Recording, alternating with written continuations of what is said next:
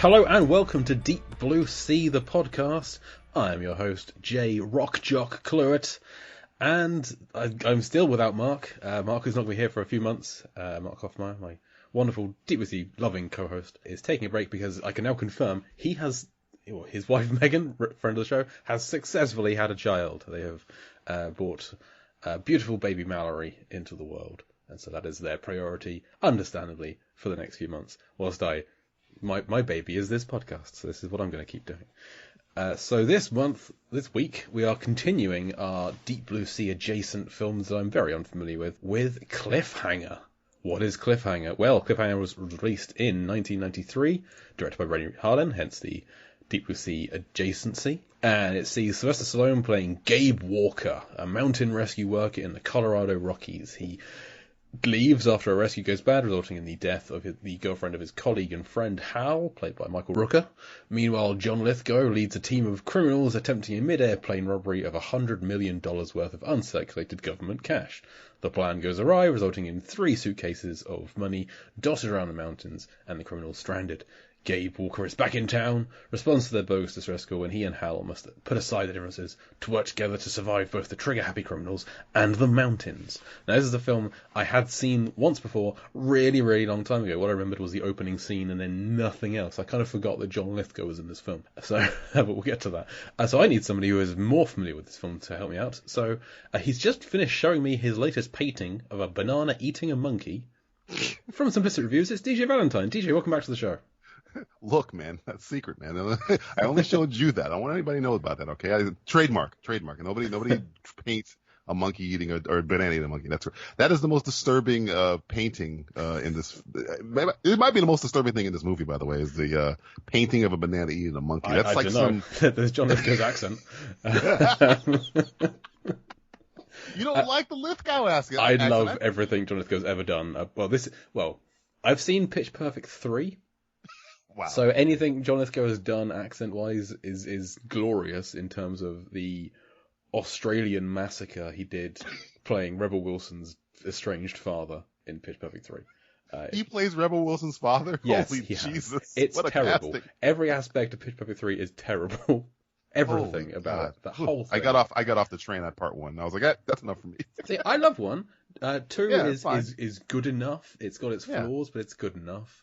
And then 3 is just a garbage fire. It's just the worst. The worst. Why? No, I don't want to talk about that. We got you here because you've been on the show twice before to talk about films you didn't like. Yes. And now we've found one. DJ is the only guest not to like Deep Blue Sea so far. Come at me, folks. Come at me. So this is his redemption. This is the film he prefers. The only Holland film he prefers to Deep Blue Sea is Cliffhanger. So DJ, why, when I sent out the emails, did you respond within I think 5 seconds of receiving the list? Like Cliffhanger. What is that about this film that you love? Well, as the protector and arbiter of all things Die Hard, I could say as you know very well, I keep my eyes open for Die Hard clones, or as you would say, Die Hard adjacent movies, and of all of them, Cliffhanger has always been like top 3. It's flanked by like Speed and, as we were mentioning off mic, Under Siege as those Die Hard-esque movies that I love. But it does have the advantage of having one, as you mentioned earlier, one of the best openings of, dare I say, a film that I have ever seen.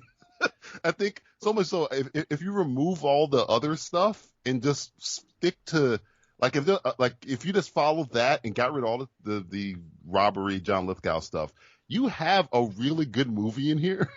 So you could make something out of that. Change the whole aspect. 5 years or 8 months later, make 8 months later in this a completely different movie. You could make a drama out of this. It's so good. And there's also the poster child as how not to handle PTSD, since the hero's girlfriend essentially calls him a pussy every time. You lost your nerve. you lost your nerve. I mean, for some reason that opening is, I don't want to use a cliche, chilling, but mainly as a guy who's afraid of heights and the open sea and police officers and weird ocean creatures and pretty much everything else. The heights thing, it's like every single thing that I was afraid of happens in the beginning part of the movie. So I think I might love this movie because it, again, like a PTSD thing. I think it might have traumatized me because I think that might be the first movie I saw, like the heroine just, I didn't know who that wasn't the main heroine. I thought that was just like, somebody that was going to be in the movie a lot. Yeah. Just die. She had like dialogue that she was flirting with the two of the main male characters. Gets murdered. Just not murdered, but Okay, like killed. murdered. Murdered by gravity. Killed her, no. Gravity murdered her. No, it just, I didn't, not that I didn't see it coming. It's one of those scenes where you're like, okay, when's Sylvester Stallone going to grab her by the hand and lift her? No, he's not. That's it. Sorry. Because this is 93, so at this point Stallone is nothing but just a grade A hero. In every, right. Like in the Rockies. I mean, the Rambo films, yes, he's a hero. The Rambo sequels, yes, out and out hero. The first one, he's a troubled man, right, but still the hero of the film. But yeah, so imagine if you're watching Demolition Man and then Simon Phoenix just blew Sandra Bullock away. That's kind of how the beginning of Cliffhanger. Like, oh, what just happened? that's a very, very different film. I do want to see. Made a better movie, didn't I? No, hell no. I love Demolition Man. I love Sandra Bullock, but Jesus, that movie goes dark real quick. Yeah. So it is an iconic opening. As I said, this is the only part I remembered was that she didn't survive this. So I unfortunately I feel like I wish I hadn't remembered that, because I watched this with my wife who hadn't seen it, and she really enjoyed the whole film. I was very surprised, and I think that was a surprise to her. But I have to point out that a small cuddly toy falls off of Sarah, her bag, and Mark has pointed out that is ripped out. That was taken and then put into Deep Blue Sea, because the opening sequence of that, a little stuffed toy falls off the boat that the kids are partying on and just descends into the water. Does he do it in Die Hard 2? I'm trying to think if he does something like that in Die Hard 2. Maybe it's a Rennie Harlan trope. I mean, there are a few. We'll get into that later in the show, but he does have some repeated things. We talked about Mindhunters recently, and that features LL Cool J shooting handholds into a wall so he can climb along it. Like, he's doing rock climbing. That's what this film is. And there's like plane explosions and plane business. There's like Die Hard 2 stuff. Like, Rennie Harlan, he's got his grooves. He knows what he can do, and he likes doing it. Say, look, I can do a couple of things, okay? I can make a helicopter fall. I can blow a plane. Teddy bear. I don't even know that's his accent. I have no idea. But I'm just going to let you do that. I mean, he's Finnish. He's not Werner Herzog. English. I apologize, Mr. Harlan. So the opening scene is Michael Rooker and his girlfriend Sarah, who is played by Michelle Joyner, or my wife was adamant it was Linda Cardellini.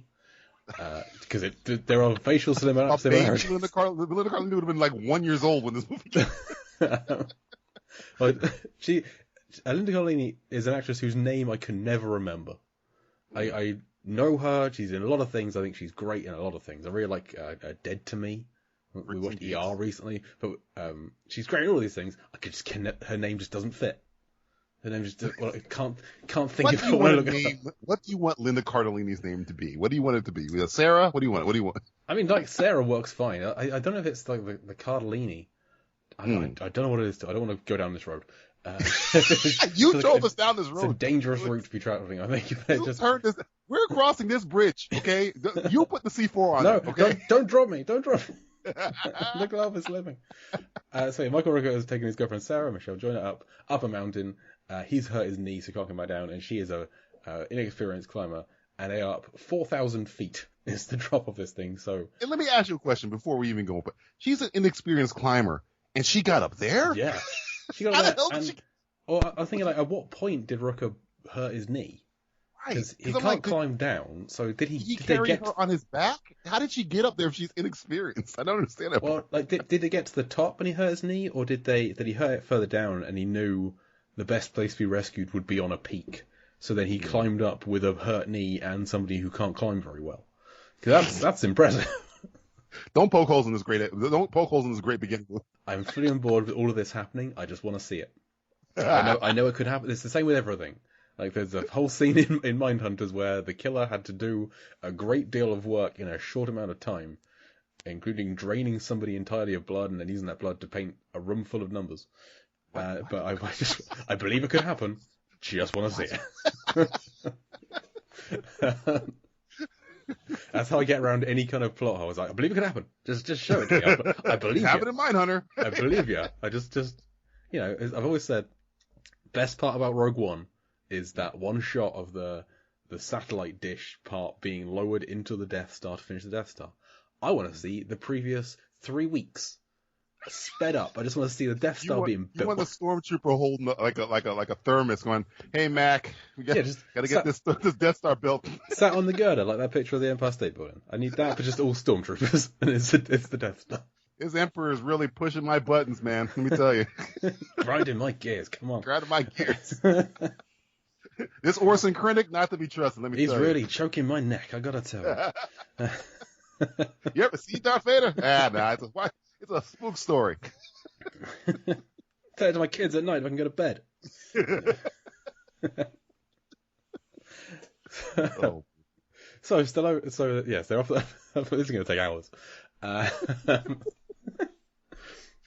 Yeah, we're not going to go through the entire plot of this one, I think, because it's Cliffhanger. It's not is a lot of fantastic plot. film. It's not a lot of plot. There's not, okay. but I thought we could dig down into all of it, but we're not going to. So there's a just incredible opening scene where the glove slips, and then that Rooker blames Gabe, or Rooker blames Stallone, because like Stallone goes out on the wire to retrieve Sarah when her harness breaks and she's dangling, and Rooker wanted to send out his harness, which he would have had to then take off, send down the line. I get it, everyone's in heightened state of adrenaline and everything. And then, whilst dangling from a line, Sarah would have had to somehow wrangle herself into his harness, and then move herself back. So I think Stallone made the right decision. Okay, now this is the question. I mean, again, this whole beginning scene can be debated. This could be the whole show. Could be the beginning scene. One, I just want to underline this. Rooker's my favorite character in this movie. He's fantastic in this movie. I love him in this movie. Rooker's awesome and everything. It's the first Michael Rooker movie I've ever seen, by the way. I was like, I saw him previously. Oh, you mean the guy from Cliffhanger? That's all I remember was Michael Rooker. It's nice that he's playing a good guy.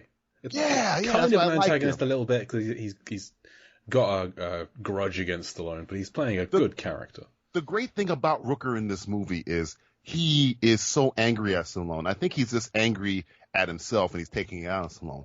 But yes. when the hits the fan, as it were, he has Stallone's back. And I was like, you know what? That's why I like him. And we'll get to it later. When it comes to the yippee-ki-yays and your fireds and the catchphrase at the end, he has the best catchphrase of the movie. He ends the movie with the best line. Stallone does not. He has two. He has Seasons Over when he's fighting. He has three. If you're counting Seasons Over, that's three then, because I got two others. What are that's what we're talking about now. So he's got the one at the end, which is my favorite line of the film, as you're right saying, where he's like, if you're looking for Quaylen, he's 4,000 miles down, we're in a helicopter. He's 400 feet south of here. He'll be the one wearing a helicopter. It's a glorious line. What's the other one? Oh wait, he says something after that. God, I'm trying to remember. He says something right after the helicopter line. I cannot remember what it is, but he has the last, because I think Stallone says something like, I'm out of here. And I'm like, doesn't make any sense. What are you talking about? And then Rooker says something, I think I'm falling apart is what Stallone says. And then Rooker says something to Stallone. And then it's the helicopter. He's wearing a helicopter. I cannot remember it. I'd have to pull it up. I've got the script. Well, the last line he's got is he's the one wearing a helicopter over, and then they cut to the plane. They cut to what's his face on the plane. What's his name? Paul Maybe Winfield. It's before that. He says something. He says something to him. I cannot remember to. Oh, I think he says the gravity is a bitch, but I think I was earlier. Okay. He has all the good lines. He does. Yes, he has. It is odd that Stallone was that generous. I feel like. Yeah, they could have gave Stallone like something cool, like something cliche but cool, like he has to keep your arms and legs inside the vehicle before he kicks. That's not even. He said that to the girl who dropped to her death. He should bring that up. I do feel yes, but it's a callback to when he killed someone earlier in the film. You know what Stallone should have said? Hey Quaylen, all the money in the world, you know what it couldn't buy you? Wings, and then kick the helicopter off, like something cliche like